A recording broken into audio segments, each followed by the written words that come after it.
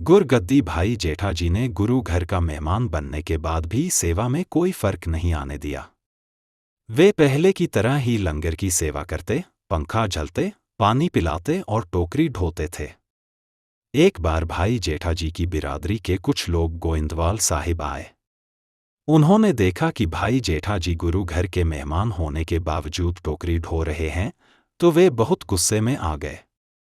बड़े क्रोध में वे गुरु अमरदास जी से कहने लगे, आप अपने दामाद से भी टोकरी ढुलवाते हैं, यह बात ठीक नहीं है। इससे सोड़ी कुल को शर्म आती है। तब गुरुजी ने कहा, यह तुम्हारी कुल को क्या शर्म दिलाएंगे, बल्कि यह तुम्हारी कुल का उद्धार करेंगे, कुल का नाम रोशन करेंगे। जो तुम इनके सिर पर मिट्टी की टोकरी देखते हो, यह मिट्टी की टोकरी नहीं है, इनके सिर पर तो छत्र झूलना है। बाद में भाई जेठाजी ने भी अपनी बिरादरी के लोगों से कहा, तुम लोग सेवा का रहस्य नहीं समझ सकते। जो आनंद गुरु सेवा में है, वह किसी भी दुनियावी वस्तु में नहीं मिल सकता।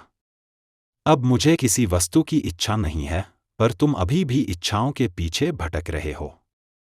मैंने सब कुछ पा लिया है और मैं इन मजहबों, समुदायों और कुलों से ऊपर उठ गया हूं।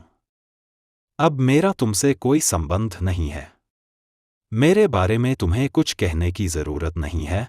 भाई जेठाजी की बिरादरी के लोग यह बातें सुनकर चुपचाप वापस लाहौर चले गए।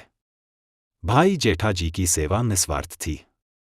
उनकी ऐसी सेवा को देखकर गुरु अमरदास जी ने उन्हें गुरु गद्दी देने का मन बना लिया था। परंतु कुछ संगतें भाई रामाजी, जो बीबी दानी से विवाह किए हुए थे, को भी गुरु गद्दी का हकदार समझती थी। भाई रामाजी स्वयं सेवा करते और दूसरों से भी करवाते थे। लोगों के मन के भ्रम दूर करने के लिए गुरुजी ने भाई रामा और भाई जेठा को बुलाकर कहा, मुझे 2 अच्छे चबूतरे बनाकर दो। 7वें दिन जब उन्होंने चबूतरे बनाए, तो गुरुजी भाई रामाजी के पास गए और उनके बनाए चबूतरे को देखकर कहने लगे, यह पूरी नाप के अनुसार नहीं बना, इसे फिर से बनाओ। लेकिन भाई रामाजी ने दोबारा चबूतरा बनाने से इनकार कर दिया।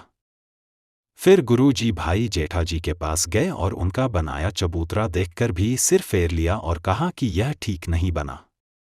भाई जेठाजी गुरुजी के ये वचन सुनकर हाथ जोड़कर खड़े हो गए और कहने लगे, हजूर, मेरी बुद्धि कम है, मैं आपके मानदंड के अनुसार पूरा नहीं उतर पाया हूं। मुझ पर कृपा दृष्टि करें ताकि मैं इसे आपकी इच्छा के अनुसार बना सकूं। भाई जेठाजी की यह बात सुनकर गुरुजी बहुत प्रसन्न हुए।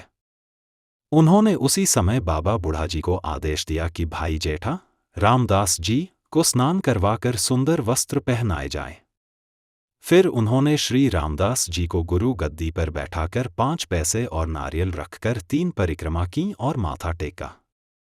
बाबा बुढ़ाजी ने गुरु रामदास जी के माथे पर तिलक लगाया और माथा टेका। फिर सारी संगत ने आकर माथा टेका।